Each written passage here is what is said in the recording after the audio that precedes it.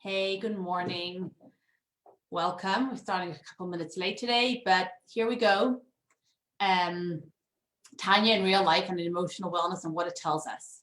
So we're going to go into chapter 3 today, but before we do, I'm very excited about this chapter because it's very life altering. It gives us actual practical tools of how Torah and Tanya actually dictates our emotional wellness. I want to begin by sharing, when I first started these classes, and there's been lots of feedback, and many people, watch and email me and, send me messages with questions.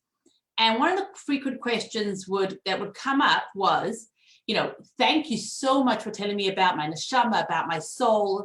It's very nice. I get that it's meaningful, and I get that it's beautiful, and I appreciate that you tell me about it, and that it's special and that it's precious. But practically speaking, it doesn't do anything for me. And when we started off and I thought about it, the question is true and challenged me, and it challenges the reality, because we live in a practical world and we're practical people, and we have real challenges in our lives.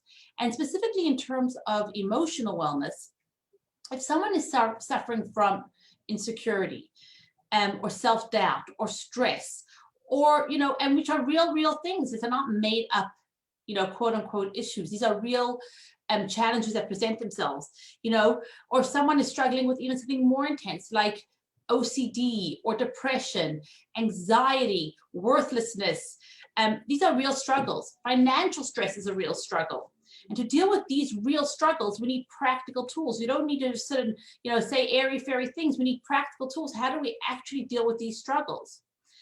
So, and if people say, I'm really happy that you're telling me about my neshama, and that you can, that it's so strong and it can be empowered and it's beautiful, but that's just not what happens for me. When I think about my neshama, I don't feel like it's like this beautiful, empowering energy, the true self. Like, I don't have the tools. I don't know how to access that feeling or that understanding. And we need something else. We need more. And, even in my own life, I've learned the lesson, the teachings of the Tanya and the teachings of Hasidism from a very young age. And I grew up with it. And even, growing up with it and learning it and understanding it, still you get presented with all these same emotions: the self-doubt, the anxiety, the worthlessness, the all these different things, all these different real emotions are even being played in, even or especially if not especially, but even if you grew up learning Tanya and Tanya. So what are the practical tools? How do we take the learning and extract it and find out how do we find this beautiful neshama or give expression to this beautiful neshama? So what's the answer? Okay, so today we're going to see that the Baal HaTanya, the author of the Tanya, what he says about it. So just to be clear, not like the Alter Rebbe, he never poses this question. He never says, people come to me with this, with real challenges, and they say to me, nice to learn about my neshama, my operating systems, my 2 separate operating systems, but I don't know how to access it. But what happens is that when you learn the information in chapter 3, and we learn more information about our neshama, and we learn about the anatomy of our neshama in this piece, then all that information will give us answers to the question without even posing the question. That's how information works, right? Like if I tell you that I went to the store yesterday and I bought a can of corn, and it didn't tell you a question and an answer. I gave you a fact. I gave you information. But that would answer the question of the unspoken question of, what did I do yesterday? Where did I go? What did I buy? So by having information, and facts, you now have answers to questions, that we pose into that information. So too, we're going to learn some facts about our neshama. And those facts will answer our questions of how to create a bridge between our mind and our heart. How does the information about our neshama, about our soul, give us strength and inner wealth that we really need in our lives? So let's just put this in context of what we've been learning until now. And then we can, So let's say a person comes to the Alter Rebbe, to the author of the Tanya, the Baal HaTanya, with a real bag of challenges. I suffer from anxiety. We're kind of going to review now what we did in chapter 1 and 2 as a gateway into chapter 3, which will just give us, will round it out better for us. So he says, I suffer from insecurity. I suffer from depression, from OCD. I'm in a difficult relationship. I need strength and clarity to be able to hold on to myself. I'm struggling with financial stress. I'm struggling with other problems. People around me have serious problems. So people come with this state of being. This is the truth about where I'm holding. This is the ugly messiness of what's happening. And there's challenges in educating our children and making sure we're giving them what they need. There's challenges in our marriages. Are we showing up the way we need to? How do we, sort out messy stuff with our spouse? In every area of our lives, we could say there's just a lot of challenges, a lot of hardship, there's a lot of realities from within and from the circumstances around us. So the person comes in and puts all the stuff on the Alter Rebbe's table. The Alter Rebbe, the Baal HaTanya, he says that he writes this book as an answer to all the questions that ever came to him. So just imagine that, we're not the first people to ever have lived. Our problems are not the first ones to ever have existed. We're just a repeat of all those things. We're all just experiencing the same things in different ways at different times. So the Baal HaTanya first tells you, the first thing the Alter Rebbe says, the Baal HaTanya says, he writes a book that has all the answers to everything. The first thing he tells us is be aware and beware of how you see yourself. Stop calling yourself bad names. Don't call yourself names that don't mean anything. Stop calling yourself a good person or a bad person. Stop putting yourself in a box that then puts everything else out of the box. And be careful about the names, because that doesn't mean anything. And, the first thing you have to do is stop calling yourself and be careful about the names that you call yourself or how do you refer yourself, because perception is reality. And the Alter Rebbe also says that you're so stark in good and bad instead of connected, disconnected, aware, unaware, when you can kind of really put your behaviors or your realities into a better, more subtle understanding of where they fall with Hashem. We're not like in the box or out of the box. The Alter Rebbe first says, please be careful of how or what you're saying. And then the Baal HaTanya goes on and says, get to know yourself. And that's the first thing. The first thing he tells us is that you have two souls. You have two selves, two completely different souls, two completely different operating systems inside of you. The first one, Baal HaTanya, the Alter Rebbe tells us, that's inherently you. And that's how you're wired. And you're wired to have messy emotions. You always will be in different circumstances uncomfortable. It might be unpleasant. Something might be messy. You might have undesirable instincts or things that don't, that you know aren't right, but that's just the way you naturally or normally feel. You have normal response systems and all of that. It's not going away anytime soon. And so, but by you being angry about it and wishing that it wouldn't be there, by telling by telling those messy emotions off, don't feel so anxious. Don't be so, you don't need to feel this way. Stop obsessing about it. Don't stuff your face with food, but then you keep doing it. Or like saying, oh, it's disgusting that I just want to act this way when I'm so bad because I, ate a whole chocolate cake.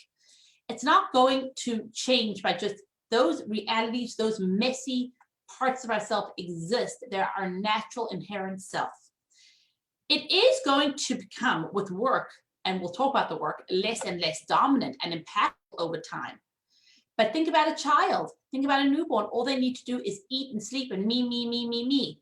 And it takes a lot of development to kind of learn what to do with those emotions, what to do, where to place them. But the first thing is that they'll become less and less impactful and less dominant over time. But right now, we just need to accept it as a simple fact. No emotion needs to happen. It's not like you have to feel something about this reality. Your animal self is a real self. Your inherent natural state of how you are naturally is really you. You're not the creator. Hashem, God, is the creator, and he designed you. He gets to choose your internal wiring. He's your creator. He made you exactly as you are for a purpose that he knows is meaningful for you and special, and that you will eventually discover, or hopefully you will discover. And if you didn't discover it yet, you will, because we always discover, meaning in something that we're doing, or purpose in something that we're doing on deeper levels. Because every day there's a deeper, a new meaning and purpose to embrace ourselves and approve of yourself and validate yourself and stop calling yourself bad names. Every time we do have a win or we do something well, that's giving meaning to ourselves. That's giving positivity to ourselves. And so you're exactly as Hashem wants you to be. That was Tanya chapter 1. Then we came to chapter 2, and we learned that our second soul, our neshama, which is actually a part of God, a part of Hashem, that's within us, is more precious and valuable. It means more. It's more definitive than anything else about us. It's real. It's always awake. It's always present. And through our neshama, we are infinitely and permanently and unbreakably bound up with Hashem. We're intimately connected with Hashem because we are, as the child, every part of our DNA is part and parcel of that parent, of Hashem. Our spiritual DNA, and unlike a child who eventually becomes their own being, our spiritual DNA stays perfectly connected. We talk about how Hashem blows into us. The blowing comes from a much deeper place. Our soul comes from the breath of Hashem, from the breath of life. We're intimately connected with Hashem on our soul level, on our nefesh elokis, and our godly soul. We're more deeply connected. We're more deeply connected than even all angels or all supernal beings. Our soul, our neshama, gives us the highest point of connection. This is our true self. Okay, we continue talking in chapter 2. It's more definitive than anything else about us. But right now, our Yetzer Hara, our evil inclination, looks at our other self, at our animal self, at our natural, primitive, undeveloped, raw, human emotion self and impulses, and the one that can be messy, the one that can be ugly, the one that's unrefined, the one that's just on the surface there all the time. And the Yetzer Hara, that's the voice within us that says, that's who you really are. That's you. The way you just those raw emotions as you feel your natural self, that's you. And you better go ahead. And if you want to function in society, just hide it. Make a good impression. At least just don't look messy. Don't present yourself as such. Don't be honest about who you really are, because you really are this messy, dysfunctional, anxious, all these kind of, gluttonous, just physical wanting being. But in order to function, in society, you don't be honest about it. Don't even talk about it. Pretend it's not there, right? And that's the creation and the birthing stone of our ego. And that's where our ego comes from. The truth is, and the Baal of Tanya comes, the Alter Rebbe, the author of Tanya, and he says, and he explains to us, that's not who we are. It's just a part of who we are. Our real self, our deeper self, our innermost self, that is our neshama. That is our godly soul that's in us. Now we're going to harness the strength, the passion, the energy of our animal self. And with that, we're going to be fully alive.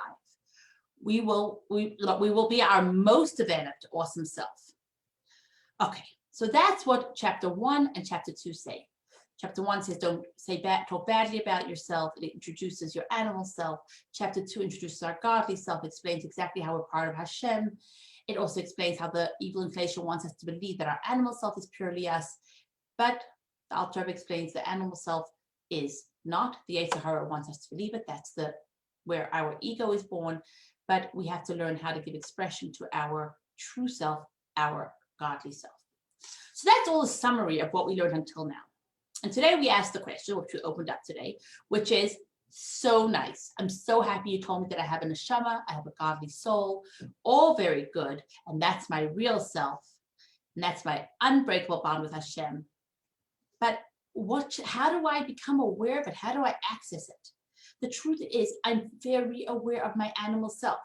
I see my ugliness. I see my shame. We're talking about emotional wellness here. I see the broken parts of myself so clearly all the time. And so I'm aware of it. And I'm also aware that my neshama might, smell nice, feel nice, but how do I make a personal connection? I'm aware that there's beauty inside of me. I'm aware that the ugliness doesn't define me. It's just part of me. It's not who I am. But it just feels so big. It feels like that's fully who I am. How do I access who I really am? How do I access that beautiful part of myself? How do I give expression to that beautiful part of myself? What can I do about it? That's the question that opens chapter 3. And we begin chapter 3. And I begin with a question. What if a person has, if I tell you someone has, I throw out a question, $10 million in the bank, but he never uses it. He doesn't even know it's there. It's under his name, but he doesn't have the bank card to get the money out. The question is he rich or is he poor? If he never uses that money, doesn't even know about it, some of you might say he's poor, but other people might say, no, he's rich because he owns it. So there's going to be lots of questions back, there's a lot of answers, and there's a lot of debate around, is he rich or is he poor? And this is what we come to what we spoke last week, is that there's the truth and then there's our experience of the truth. So like one person said, no, they're poor. Someone else says, no, they're rich. In theory, they're rich, but in practice, they're poor. Okay. We discussed last week, that's what it is. We have the truth, the theory, and then we have our experience of the truth. We have the practical. We have the theory and the practice. We have to learn how do we extract that. We said there's a very big difference between the truth and our experience of the truth. There's a very big difference between our inner wealth, our awesomeness, our neshama, our soul, and our experience of it. There is a big difference between the fact that it exists and how do we access it and experience it. To be spiritually rich, we want to experience our nefesh elokis, our godly soul, our neshama. We want to experience its presence within us. We want to consciously hold on to it as we engage in our lives. We don't want to just know that our neshama exists. It doesn't help to know there's $10 million in the bank, but I can never access it. It's not enough just to have our neshama in the bank. We want our emotional self to be in our emotional bank. We want to be able to swipe the card, to access that beauty, to give expression to that beauty. How do we give access to it? We need to be fully aware of its presence within us. And we want to be able to consciously hold it and engage it in our life so that we can have a rich, beautiful, healthy life. The next 3 chapters are going to teach us how the soul, how the neshama works, and how we can work it. Today, we're going to learn the most important thing that we need to know about how to personally form a connection with it.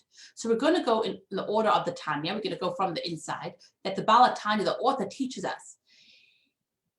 We're going to learn first about the essence of our neshama. This is not directly written in the Tanya, but it's important to point out that the essence of our neshama is being one with Hashem. And we have to just remember that being one with Hashem, God is undefinable. And so at that essence, it is undefinable. Even if the Alter Rebbe in the last chapter told us, the Baal Tanya, the author did tell us about the existence of our soul. It wasn't a very detailed analysis like we had with our first soul. Our first soul, we really understand it because it's our natural self. But because our nefesh elokis is a part of Hashem and God is undescribable, he's infinite, we don't actually, part of our soul is indescribable.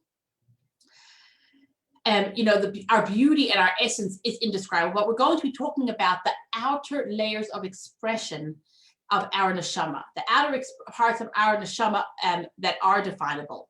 And that's what we're going to talk about, and that's where we're going to understand the expression of our soul. Okay. So in order to understand the expression of our soul, there are 5 levels of our soul. Nefesh, Ruach, Neshama, Chaya, and Yechida. Every single soul has 5 levels. Each of those levels is expressed a different way. Your Nefesh part of your soul is expressed mostly through action. Your Ruach part of your soul is expressed mostly through emotions. Your Neshama part of your soul is expressed mostly through thought and intellect. Now, Different people, this is not a higher soul or a lower soul, but different people, one of those three is more dominant. Either you're more of a thoughtful kind of person, a emotional kind of person, or a doing and action kind of person. Either you're more of a nefesh kind of soul, a ruach kind of soul, or a neshama kind of soul. Each of those souls, everyone has a part of it, but one of those three is going to be more dominant in each person. Then comes chaya. The chaya part of our soul is above logic. And then yechida, that's the essential untouchable part. The intellect, the chaya is above it. The intellect, chaya, is above logic. It transcends our reason. And yechida is the essential, untouchable connection that every Jew, the pintaliyid, we talk about this, a spark in every Jew that just can't, no matter what, there's countless stories of, Jews who moved far away from Jewish life, but something in them just never went away.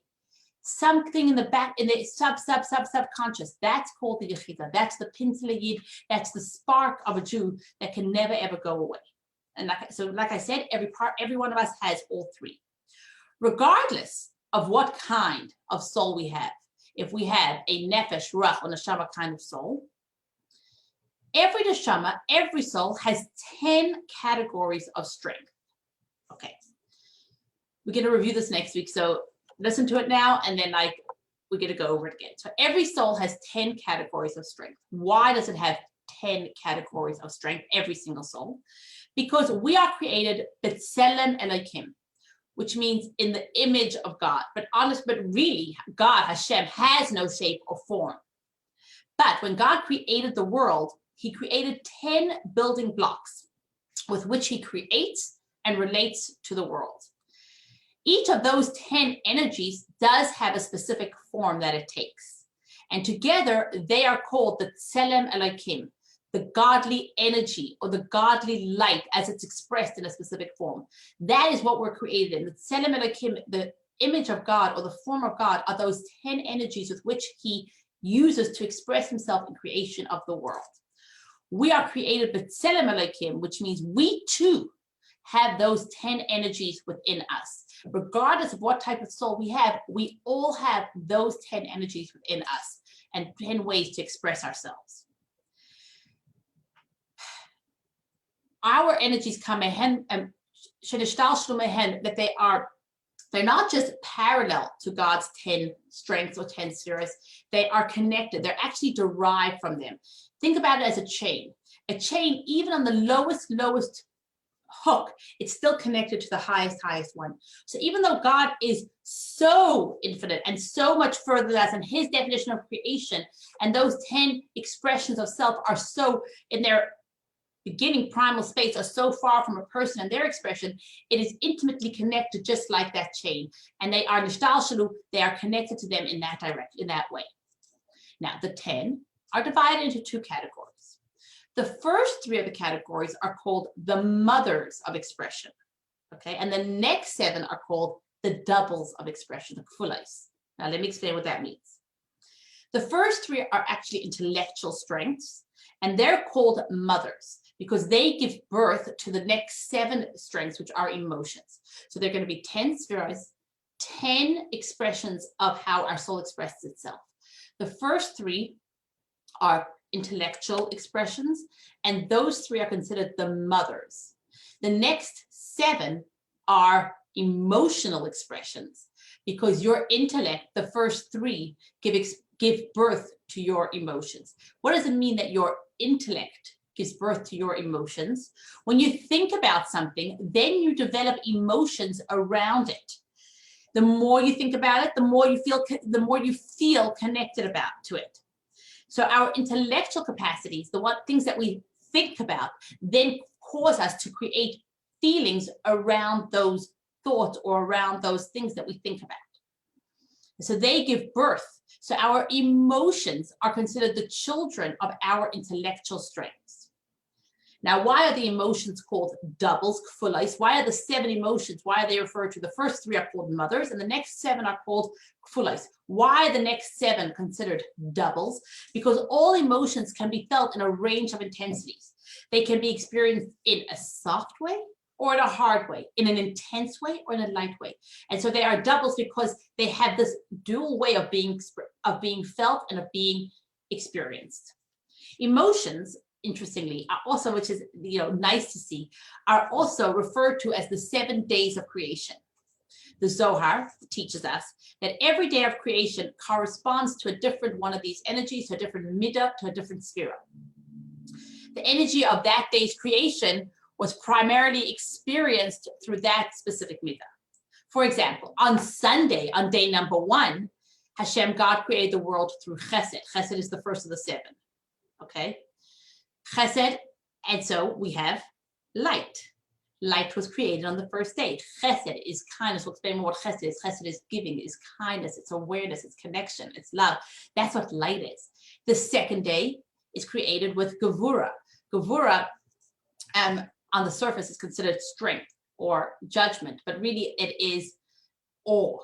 But what happened was, in the second day, God creates the upper waters and the lower waters, and there was separation.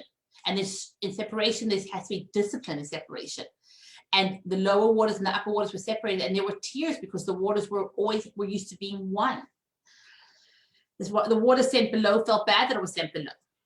And on Tuesday, on the third day, we says ki tov, that it was double goodness. And that is the midah of the expression of Tiferes. Tiferes is beauty. That's what God says, doubly it was good. Beauty is, and each day that God created, on the first day, he created light, and he said it was good. On the second day, he separated the waters, and he said it was good. And on the third day, after he created the vegetation, it says ki tov twice. It was, God saw it was good and that it was good. So this is the expression, this is where God uses Tiferes, beauty, which is a combination of the chesed, a combination of the kindness, and a combination of the gevura and discipline, and a perfect harmony of the two. And that's what he uses to create on the third day. So each day, and by the way, Shabbat, the last day, is considered the 7th of all, and the 7th of the emotions, so the 7th, the 10th of all the energies, which is also the 7th of the emotions, is called Malchus, and Malchus is kingship. And how do we refer to Shabbat? Shabbat is called Shabbat HaMalkah, the Shabbat queen. Shabbat has the energy of royalty. It has the energy of kingship. So each day, each of the 7 spirits of the 7 emotions are used for each day of creation, and each one connects each one connects to its energy. Okay, so now we're going to go back to saying that our neshama, our soul, regardless of what kind of expression our soul is, our neshama has 10 soul powers, and those 10 soul powers are made up of the 3 intellectual mother emotions and the 7 there's 3 intellectual energies and the 7 emotional energies, which give us 10 energies. And we have all those 10 energies. Every single person has a varying degree of those 10 energies, which we'll go in and discuss what those energies are. But we need them so that we can relate to the world around us, relate to people, and relate to ourselves. With our intellect, we can understand, and with our emotions, we can experience and feel. Intellect exists only in our own mind. Emotions are where we build relationships with other people. Hashem built the world with emotions, not with intellect, which leads us to conclude or to understand. Al Rebbe doesn't write this specifically, the Baal Tanya doesn't come and give this exactly, but it leads us to understand that if God uses emotions as opposed to intellect, we spoke about originally that we come from the intellect of Hashem, and you connect as completely one, and you connect your thoughts are yours and yours only. But your emotions, those messy parts of ourselves that we share that are out there, that's what God uses. That's what Hashem uses to create the world. And so we understand that emotions are important and meaningful. And here we're talking about emotional wellness. So we can't say that it's bad and you have to just shut them down and don't give expression to it. We have to say that it has real meaning, and how do we give it expression? Let's remember, we are learning that each of our souls, each of our nefashos, has its own set of energies. We have our animal soul and our godly soul. Not just that it has its own thoughts, but it has its own way of thinking. Not just that it has its own emotions, but it has its own way of developing and experiencing emotions. It's not that we have one operating system and that we have one operating system, and our evil inclination, our Yetzer Hara, pulls us in one way, and our Yetzer Tov, our good inclination, pulls us the other way. No, we have two completely separate operating systems. And this is helpful to realize, because in order to experience our neshama, to experience that godly self, we need to learn, how does it operate? It has a different system. It has those 10 energies, which we're going to learn about. And it has different activation tools. Okay. The 3 intellectual tools are called Chachma, Bina, and Das. The 7 emotional ones, and we're going to come back and we're going to learn about this in a much more, in a much deeper way as we go forward. But to throw it out there, the 3 intellectual ones are called Chachma, Bina, and Dat. Those are the names of the 3 intellectual energies. And then there is Chesed, Gevura, Tiferes, Netzach, Hod, Yesod, and Malchus. Those are the 7 emotional doubles. So there's the 3 mothers, Chachma, Bina, Das, and the 7 emotions are the doubles. We'll start with the first 2 of the emotions are considered the primary emotions, and the other 5 become the secondary. We understand what primary colors are and secondary, but the secondary actually are a mixture of the primary. So the first 2 primary ones are called Chesed, kindness, and Gevura, which is strength. Chesed, we loosely translated kindness, but really, what is kindness? The inner dimension of kindness is attraction and love. In expression of our neshama, in that place, our neshama feels purely love for Hashem. It feels purely love for God and spirituality. Gevura, strength, on the next level of our neshama, and another expression of ourselves, and another way that our soul expresses. In its Gevura expression, we might think is judgment or boundaries, but really it's kind of a withdrawal, a distance, an awe. You know, when the Jews got the Torah at Mount Sinai, what happened? It says that when God spoke to them, they were in awe of God, and when he said the first of the 2 commandments, they moved backwards. What does it mean you move backwards? In Gevura, you're completely and purely in awe of Hashem. It creates some kind of distance because it's not like Chesed, which has that love, that connection, that attraction. It's more awe, which pulls you away a little bit. These 2 are the primary emotions. And after that, the rest are offshoots. The third one, Tiferes, is the impact, it's about glorifying Hashem. It's about connecting the 2. It's about taking the attraction and taking the awe, putting them together, and then glorifying Hashem. So here's an important thing to remember as we go forward in emotional wellness and understanding our soul. When somebody insults me, I feel hurt. I don't have to think about it. I don't have to wonder about it. I don't have to be curious about it, unless, God forbid, there's some kind of traumatic experience in my life, so I've shut down my emotions. But in the normative way, if something unpleasant happens in my life, if I go to the mall and I pull out my debit card and they tell me there's not enough money on there, I feel upset. If something unpleasant happens, I don't have to figure out how to feel. I don't have to think, what should I feel? It just happens naturally. It happens organically. That's how our animal soul works. We feel things automatically. We don't have to invest energy in feelings. The feelings or the emotions are born automatically. So in our animal self, if something happens, we know how to feel. That's just the way it is. The Tanya, the author of the Tanya, in this chapter tells us something, and it's like, boom, it puts a light switch on in our mind. It's like the only way for our neshama to feel emotions, the only way for it to feel whatever's, and to react to a circumstance is for us to invest time and to think about our soul. We have to take time and think about what is going on spiritually in order for it. Our animal soul comes naturally. But our neshama, we have, it's the only way for our neshama to have feelings, is for our neshama and for us to feel our personal connection with God, is to invest time thinking about it and personalizing those thoughts. And because it's different from our animal self, we think, oh, our godly self doesn't work. That part of us, we don't know how to work it. We can't access it. It doesn't exist. We live in a very disposable world. The light bulb doesn't work, you throw it out. You try some kind of, modality of healing. It doesn't work for me. It must be bad. It must be broken.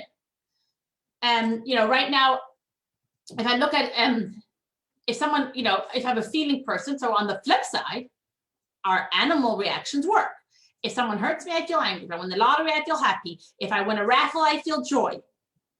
So, but you know, but if I don't feel, if I have no feelings for spirituality, it probably just doesn't work because I know how to naturally feel anything. So if I don't feel anything from my neshama, it must mean that there are no feelings connected to my neshama.